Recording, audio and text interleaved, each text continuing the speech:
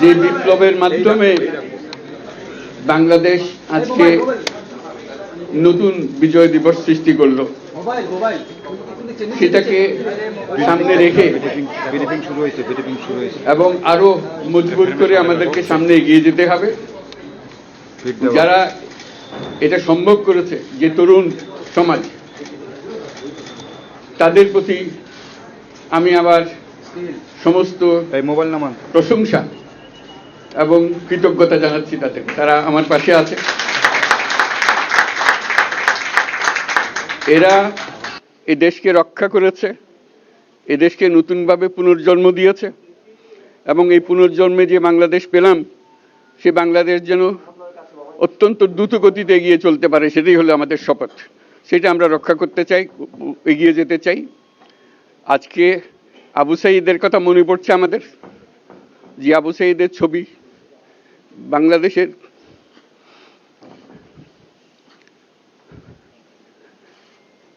প্রতিটি মানুষের মনে গেঁথে আছে, এটা কেউ ভুলতে পারবে না।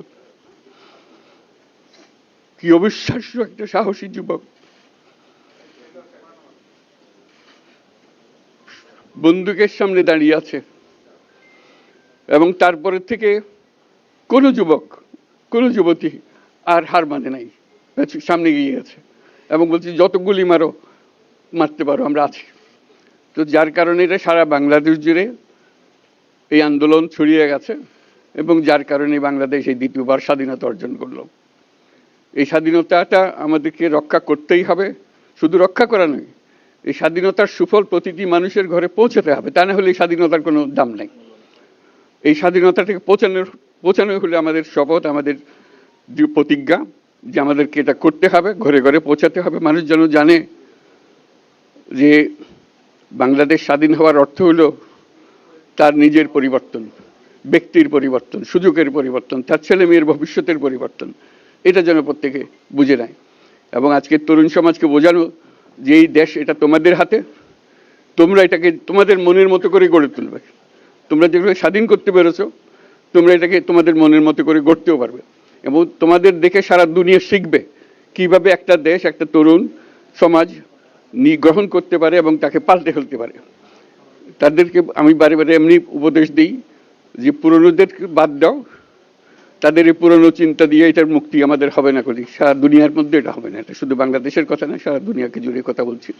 তোমাদের মধ্যে যে শক্তি আছে, যে ক্রিয়েটিভিটি আছে, সৃজনশীলতা আছে, সেই সৃজনশীলতাকেও কাজে লাগাতে হবে। এটা শুধু বই খাতাতে লেখার জিনিস না, এটাকে প্রকাশ করার জিনিস।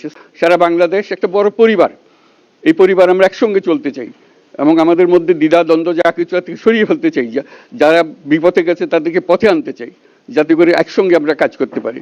এর মধ্যে আমরা শুনলাম, আসার পথে শুনে আসছি যে এখানে আইন শৃঙ্খলার ব্যাঘাত হচ্ছে, মানুষকে আক্রমণ করছে, ঘরবাড়ি জ্বালিয়ে দিচ্ছে, সম্পদ জ্বালিয়ে নষ্ট করছে, চুরি করছে, নিয়ে যাচ্ছে, অফিস আদালতে আক্রমণ করছে, সংখ্যালঘুদের উপর আক্রমণ করছে, হিন্দু, বৌদ্ধ, খ্রিস্টান, আহমদিয়া সবার উপর আক্রমণ করছে।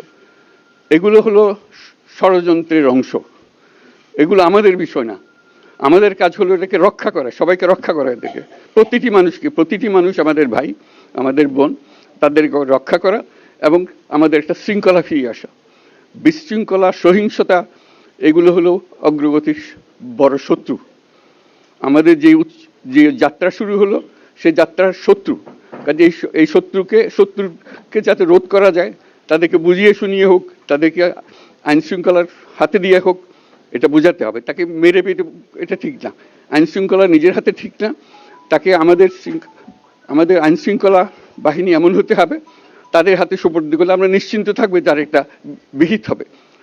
এমনগুলো আমরা হাতে দিয়ে দিলাম, 2 টাকা নিয়ে আবার ছেড়ে দিল, এটা যেন আবার না হয়। তা আমাদের সেই আস্থাটা আমাদেরকে আনতে হবে। কাজে আইন শৃঙ্খলাটা এখন আমাদের প্রথম কাজ। এই আইন শৃঙ্খলা ঠিক না হওয়া পর্যন্ত এটা আমরা অগ্রসর করার জন্য পদক্ষেপ নিতে পারবো না। আপনারা আমার উপরে আস্থা রেখে আমাকে জানিয়েছেন, ছাত্ররা আমাকে আহ্বান দিয়েছে, সেটাতে আমি সাড়া দিয়েছি। দেশবাসীর কাছে আমার আবেদন, আপনারা যদি আমার উপরে বিশ্বাস রাখেন, আমার উপরে ভরসা রাখেন, তাহলে নিশ্চিত করেন যে দেশে কোনো জায়গায় কারো উপরে হামলা হবে না। এটা আমাদের প্রথম দায়িত্ব। এটা যদি আমি করতে না পারি, এটা আমার কথা যদি না শোনেন আপনারা, তাহলে আমার প্রয়োজন এখানে নাই। আমাকে বিদায় দেন, আমি আমার কাজে থাকি, সেখানে আমি ব্যস্ত থাকি। যদি আমাকে প্রয়োজন মনে করেন, তাহলে আমাকে প্রয়োজন মনে করলে আপনাদেরকে দেখাতে হবে যে আমার কথা আপনারা শোনেন।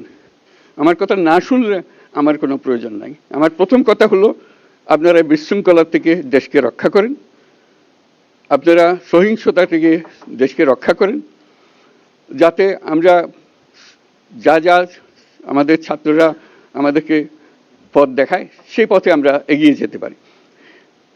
এটা একটা খুব সুন্দর দেশ হতে পারে, বাংলাদেশ একটা খুব সুন্দর দেশের সম্ভাবনাময় দেশ। কাজে এই সম্ভাবনাগুলোকে আমরা নষ্ট করে দিয়েছি। এখন আবার সেই বীজতলা আবার তৈরি করতে হবে, আবার আমাদেরকে জেগে উঠতে হবে। তারাই এই বীজতলা তৈরি করবে, তাদের হাত দিয়েই হবে, এবং তাদের দিকে আমরা তাকাবো, এবং আমরা তাদের নির্দেশ মতে আমরা অগ্রসর হব। এখানে সরকারি কর্মকর্তা কর্মচারী যারা আছেন, সেনাবাহিনী, বিমান বাহিনী, নৌবাহিনী প্রধানরা যারা আছেন, তাদের প্রতি অনুরোধ, আমরা একটা পরিবার, এইটার মধ্যে যেন আমাদের গোলযোগ না হয়, আমরা একযোগে একসাথে চলতে পারি, এবং আমরা তড়িৎ গতিতে একটা সুন্দর বাংলাদেশ গড়ার পথে এগিয়ে যেতে পারি। সেটাই আমার কামনা। আপনাদের সবার কাছে আবেদন, আমাদেরকে সেই সুযোগ দেন, আমরা সেই পথে আমরা যেন অগ্রসর হয়ে নিজের প্রশান্তি পাই। পৃথিবীর সবাই আগ্রহ করে তাকিয়ে আছে আমাদের দিকে। এখানে যখন ছাত্ররা রাস্তায় নেমেছে, পৃথিবীর সব জায়গা থেকে অভিনন্দন এসছে, যে তারা অবাক হয়ে গেছে। আমাদের তো গা শিউরে উঠেছে, প্রতিদিন যা হয়েছে অবিশ্বাস্য কাণ্ড। তাদেরও এটা স্পর্শ করেছে, তাদের তরুণরাও জেগে উঠছে আমাদের ছেলে মেয়েদের এই অভিজ্ঞতা থেকে, তাদের এই সংবাদ থেকে তারাও চোখ জেগে উঠেছে আমরা কি করতে পারি। কাজে আমাদের কাজ হবে এগুলো সম্পূর্ণ করা। আমরা আজকের থেকে শুরু করলাম, সেটা আশা করি আমরা দ্রুত গতিতে এগিয়ে যেতে পারবো। সবাইকে ধন্যবাদ।